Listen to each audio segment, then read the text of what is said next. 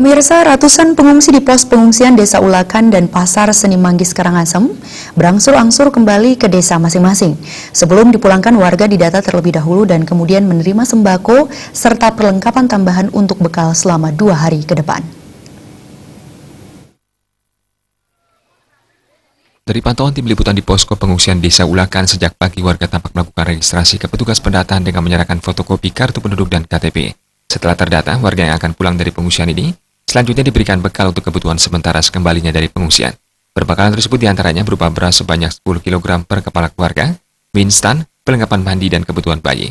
Dari data yang dihimpun pada siang hari, 320 jiwa yang berasal dari zona aman erupsi telah dipulangkan, diantaranya Desa Duda Timur, Sibetan, Budakeling, Bungaya, dan Desa Bukit. Jumlah tersebut tentunya akan terus bertambah sesuai hasil rekapitulasi akhir. Sementara di pos Pasar Seni Manggis, jumlah pengungsi yang meninggalkan pengungsian belum terdata dengan pasti, sebab sebagian warga meninggalkan pengungsian tanpa melapor kepada petugas pendataan.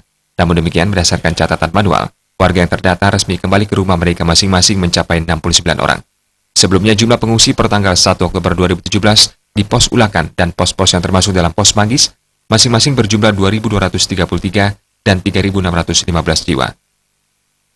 Bu Komang ini ibu dari mana, Bu? Dari Jasri. Jasri, Bu, ini ibu sedang mengurus apa nih? Mau pulang.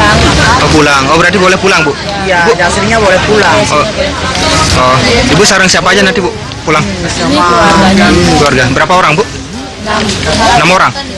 Oke, sukses semua, Bu, ya. Sementara sesuai imbauan pemerintah, pengungsi yang di desanya masuk dalam kawasan rawan bencana KRB 2 dan 3 diminta untuk tetap tinggal di pengungsian.